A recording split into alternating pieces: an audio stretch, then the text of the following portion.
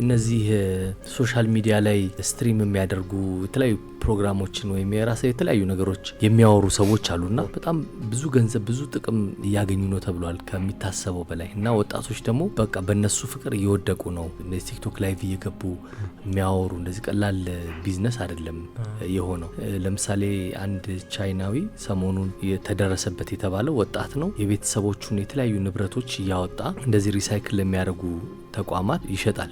ለቆራሌው እቃ እንደመሸጥ ማለት ነው። የቤትህን እቃ እያወጣ ግን እሱ በከፍ ባለ ደረጃ ነው። በጣም ብዙ ንብረት ነው ያወጣውና በኋላ ነው ድርጅቱ ተጠራጥሮ የተሰረቁ ነገሮች እንደሆኑ ተጠራጥሮ ለፖሊስ ጠቁሞ እንደዚህ የተያዘው እና ቤተሰቦቹ በኋላ ሲያውቁ ያተደረሰበትና በኋላ አካውንቱ ላይ ሲታይ የሱ የነበረውን ገንዘብ ጨምሮ በተለይ አብዛኛው የቤተሰቦቹ ሀብት የነበረ ነው $550,000 የሚሆን ገንዘብ ለአንዲት ሶሻል ሚዲያ ላይ ላለች ሴት ጊፍት ሰጥቷታል፣ ልኮላታል። ይሄን ደግሞ ያደረገው እንድታወራውና ወንድሜ ብላ እንድትጠራው ለጭራሽ ለወንድምነት በቃ ማለት ወንድሜ ብላ በቃ ብራዘር ብቻ በይኝ ነው እሱ የሚለው።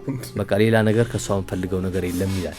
ያው በጣም እንግዲህ ምን አይነት ነገር ውስጥ እንደገባ መገመት ትችላለህ። እና ደግሞ ላይቭ እየታየች እንደዛ እንድትለው ነው የሱ ፍላጎት የነበረው። እንደዚህ ገንዘብ የሚሰጡ ያላቸውን አሟጣው ለነዚህ ሰዎች ለስትሪመሮች የሚሰጡ በጣም ብዙ ሰዎች ብዙ ወጣቶች አሉ ተብሏል። እነዛም ደግሞ ያው ብዙ ገንዘብ እያገኙ ነው። በቅርብ እንኳን አንዲት እንደዚሁ የሶሻል ሚዲያ ተጽዕኖ ፈጣሪ አካውንቷ ላይ የቢትኮይን አካውንት አላት የክሪፕቶ ከረንሲና እሱን ልሽጠው ወይስ ልግዛው ብላ ምን ያህል እንዳላት በቃ አሳያችኋለሁ አካውንቴና ከፍቼ ምን ያህል ቢትኮይን እንዳለኝ ዋጋውን ላሳያችሁ ወይስ አላሳያችሁ ያለች ያጓጓች ሰውን ማለት ነው። ከዛ በኋላ አሳይን ብለዋት እሷ አሳየቻቸው እና በዛ የተጠቀመችው በተለያየ መንገድ $20 ሚሊዮን የሚጠጋ ገንዘብ አግኝታለች ተብሏል። ዋጋ ያለው ቢትኮይን ማለት ነው።